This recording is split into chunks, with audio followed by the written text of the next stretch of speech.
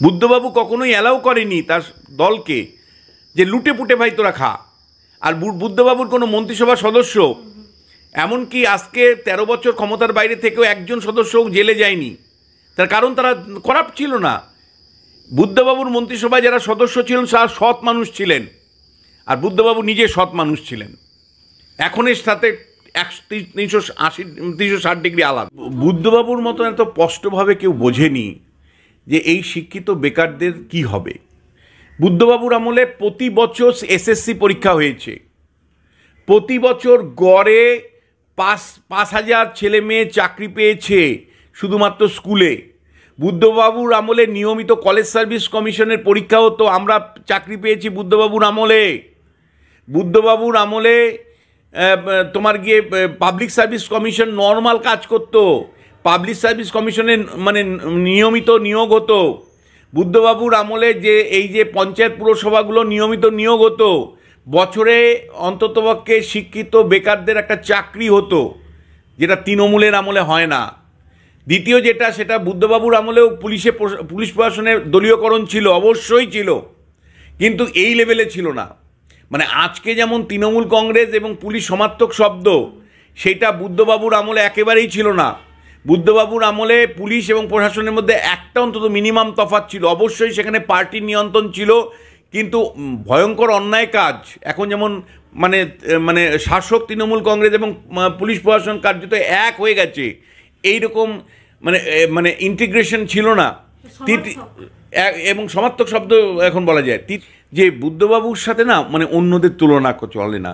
মানে বুদ্ধবাবুর যে ভাবনা চিন্তা, কৃষ্টি, মন্ত্রিসভা পরিচালনার যে দক্ষতা, বা মানে আমলাদের সাথে তার যে সম্পর্ক, আমলাদেরকে শ্রদ্ধার চোখে দেখা, মানে বিরোধী রাজনৈতিক দলের নেতাদেরকে শ্রদ্ধার চোখে দেখা, তুই তামারি না বলা, কাউকে কোমরের দড়ি না পরানো, গালাগালি না করা, এইগুলো কিন্তু আমরা দেখেছি। মানে এগুলো কিন্তু বুদ্ধবাবু যখন চিফ মিনিস্টার ছিলেন একজন মুখ্যমন্ত্রীর থেকে খারাপ ভাষা শুনিনি, এখন যেটা আকসার শুনি।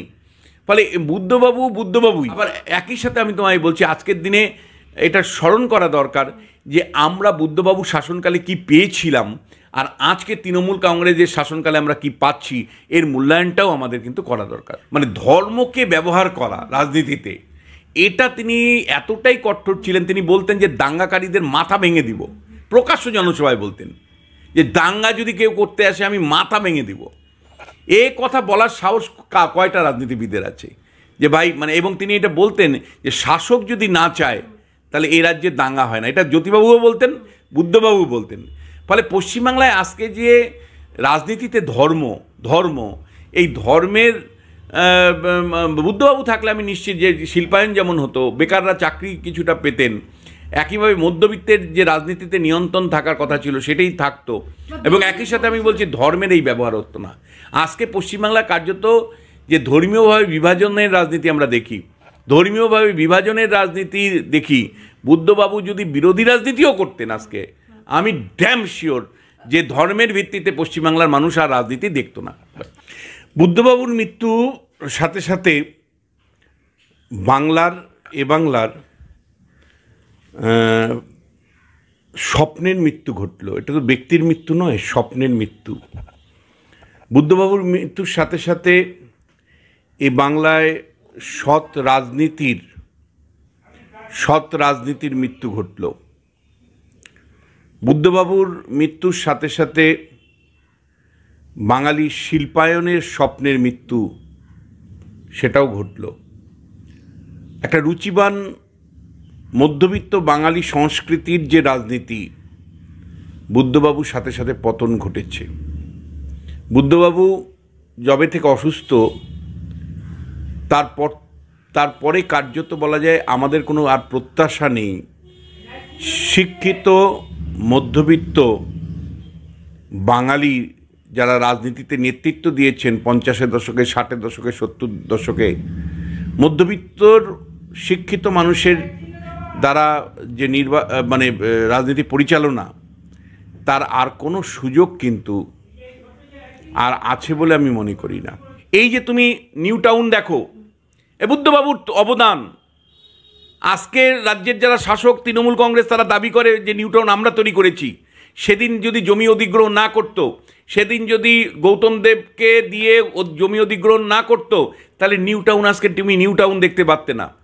এই নিউ টাউন এর যে মানে তথ্য প্রযুক্তির একের পর এক শিল্প, যে বড় বড় বিল্ডিংগুলো দেখো, এগুলো বুদ্ধবাবুর আমলে তৈরি হয়েছে। বুদ্ধবাবুর অবদান।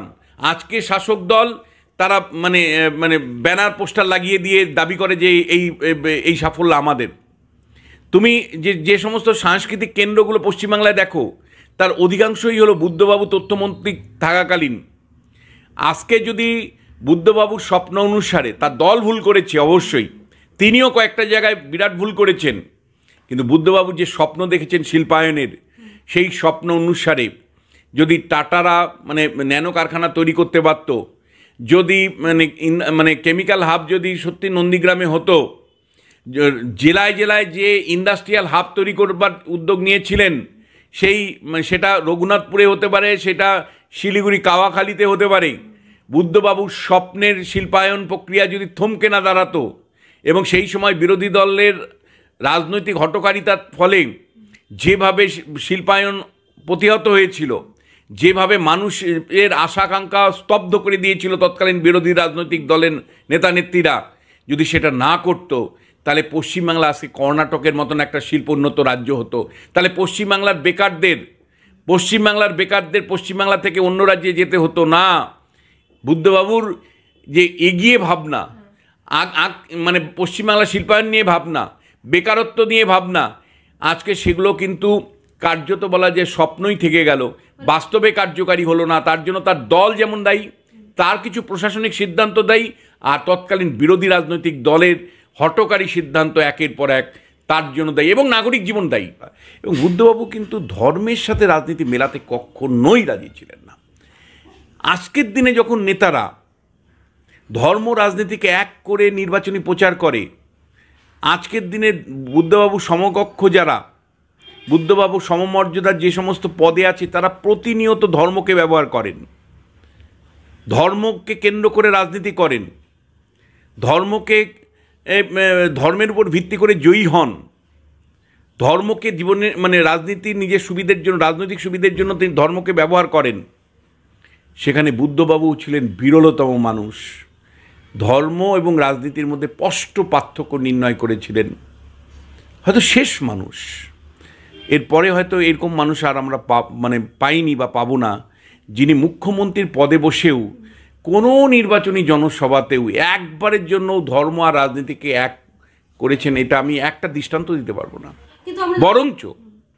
বরঞ্চ ধর্মনিরপেক্ষতার প্রশ্নে তিনি কিন্তু কঠোর অবস্থান ছিলেন। এমনকি তিনি বিশ্বাস করতেন যে রাম মন্দির আন্দোলনকে কেন্দ্র করে যে ধর্মীয় উন্মাদনা তৈরি হয়েছে, তার বিরুদ্ধে তিনি কঠোর থেকে কঠোর শব্দ ব্যবহার করেছেন, এবং বারবার তিনি তার নিজের জীবন, তার নিজের ভাবনা, নিজের চিন্তা দিয়ে প্রমাণ করেছেন যে ধর্ম ব্যক্তিগত বিষয়, রাজনীতি হলো জনক্ষেত্রের বিষয়। আজকের যারা নেতা পশ্চিমবাংলায় আছেন, তারা কিন্তু ধর্ম এবং রাজনীতিকে গুলিয়ে ফেলেন, এবং সেখানে বুদ্ধদেববাবু অনন্য।